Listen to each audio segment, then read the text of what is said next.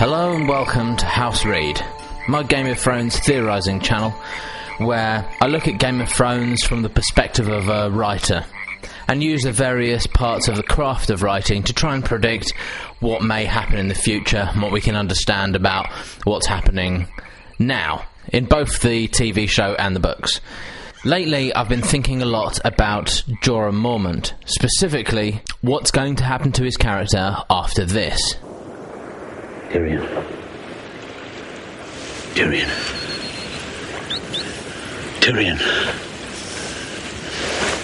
You're all right.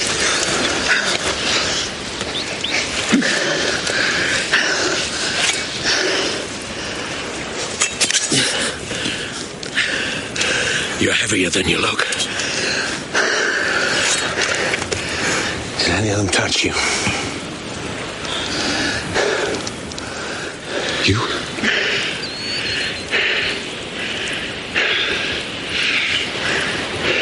I've seen Grayscale before. Nothing like that. I suppose that's why they send them there. It would be kinder to put daggers in their hearts and be done with it. Thank you for saving me. Of course, I wouldn't have needed saving if you hadn't kidnapped me in the first place. So, what now? We walk up the coast. With luck, we'll find a fishing village. Maybe another boat. Without luck? We've got a long walk ahead of us. I'll get some wood for a fire. Try to get some rest, then. That's the best idea you've had all day. So it seems that Jorah Mormont has contracted Grayscale and has opted not to tell anyone about this. So to understand what contracting Grayscale might mean for his character, here's an audio clip from Thronecast explaining exactly what Grayscale is. Grayscale is the dreaded disease that turns human flesh stone-like. Usually fatal, the disease first infects an isolated area of skin before spreading and eventually covering the victim, then moves inwards, hardening their muscles and organs till they stop functioning. Some live with the disease for up to 10 years, at which point they look pretty horrific, unrecognisable and twisted before it eventually kills them. Chances of being cured are incredibly low. Children have a better survival rate, and with the work of top specialists, the disease can be stopped in its tracks, as Maester Crescent proved with Princess Shireen Baratheon. Once cured, you're immune from it, but you remain scarred for life. People who spend a lot of time in cold, damp locations are more susceptible to contracting Grayscale, and it can be easily spread from person to person.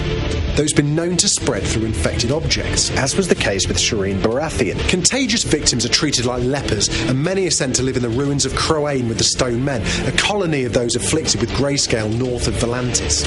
Rumour of another estranged population of Stone Men living in the ruins of the Valyrian Peninsula has scared off most travellers from passing through. Has this risky shortcut through Valyria sentenced Jorah to life as a stone man? So, essentially, for Jorah Mormont's position, contracting Grayscale is roughly like receiving a death sentence. Characters receiving a death sentence that they keep secret is a frequently used tool in writing, for various different plot ends. In order to explain where I think this particular plot mechanic will lead the character of Jorah Mormont, I'm going to have to refer to another great epic, albeit one for children, Harry Potter and the character of Dumbledore.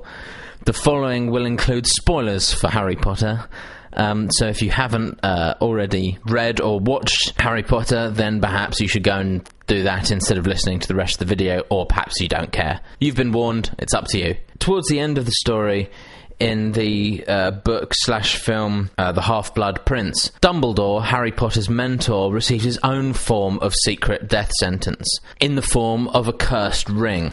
A powerful curse was placed upon Marvolo Gorn-Sering around the time Lord Voldemort turned it into a Horcrux as a defense against anyone who might try to destroy it. This curse was designed to quickly kill anyone who dared to wear the ring. The curse spreads rapidly upon contact with the person and causes them to die in a painful and humiliating way moments after adorning it.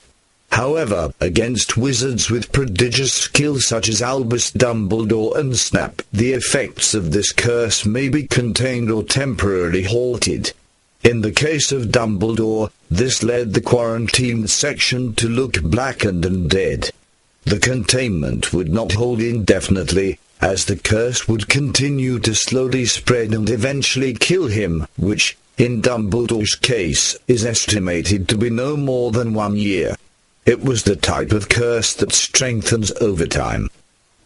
Neither the curse nor the damage it inflicts seemed to be reversible, as Dumbledore and Snap did all they could, but ultimately could do nothing to save Dumbledore from eventual death.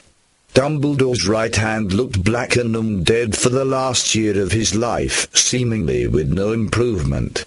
This also hindered his ability to use his right hand, as he had trouble uncorking a bottle containing a memory.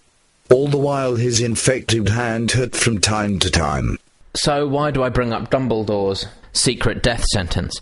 The reason I bring it up, because I'm of the opinion that the last events of Jorah Mormont's life are going to play out in a similar way that the last events of Dumbledore's life played out. On receiving a secret death sentence, especially from a contagious disease, there are only 3 ways that this usually goes. 1, the person retains this secret until they become a sudden and immediate threat to those around them. If you want an example of this, you can look at Shaun of the Dead, and almost every other zombie film ever made. 2, they can essentially breach quarantine and infect everyone around them. I don't see either of these 2 as being likely possibilities in the case of Jorah Mormont. The reason I don't see the first possibility as likely is because it's somewhat of an anticlimactic way to kill a character, especially one in Jorah Mormont's position is often saved for people who are much beloved by those around them, and the same can't really be said of Jorah Mormont. The reason I think the second pattern is unlikely is I think that a mass infection of Marine or wherever else he is would be too disruptive to the other characters' storylines. So that leaves the third option. The third option is that the character uses their death sentence as a strength rather than a weakness, so they can commit what is essentially a heroic sacrifice. Good evening, Draco. What brings you here on this fine spring evening? Who else is here? I heard you talking. I often talk aloud to myself. I find it extraordinarily useful. Have you been whispering to yourself, Draco? Draco, you are no assassin. How do you know what I am? Done things that would shock you. Oh, like cursing Katie Bell and hoping that in return she'd bear a cursed necklace to me. Like replacing a bottle of mead with one laced with poison. Forgive me, Draco. I cannot help feeling these actions are so weak that your heart can't really have been in them. Just trust me. I was chosen.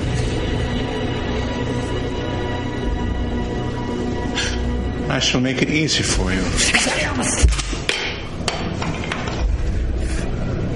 Very good. Very good. You're not alone.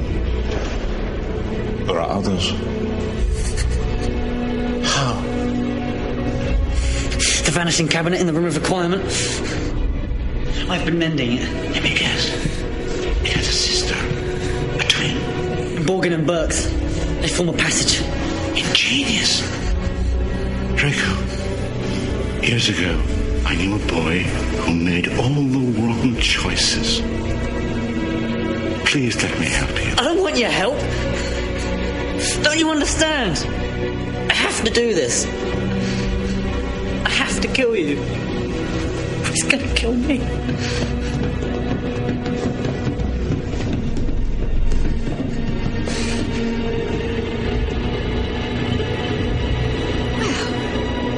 Look what we have here. Well done, Draco. Good evening, Bellatrix. I think introductions are in order, don't you? Love to, Elvis. But I'm afraid we're on a bit of a tight schedule. Do it! He doesn't have the stomach, just like his father. Let me fix him in my own way. No! The Dark Lord was clearly poised to do it. This is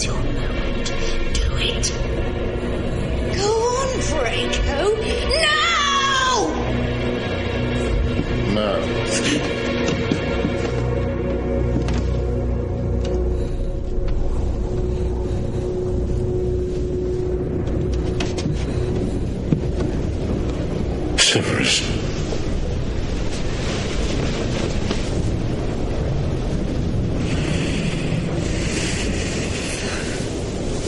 Please.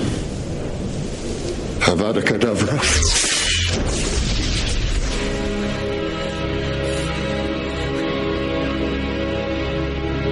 As you could probably hear in that clip, Dumbledore sacrifices his life there in order to make sure that Snape was well embedded with the enemy.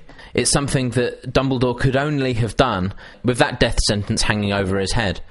In a sense, this pattern fits Jorah Mormont's situation far better than any other. He certainly has something to prove to Dany. So this is my bold prediction at the end of this video, that I think maybe in the next series, maybe in the series after, Jorah Mormont will sacrifice his life in a grand gesture in order to save Daenerys' life. If you like this video, click like, and if you really liked it, why not subscribe?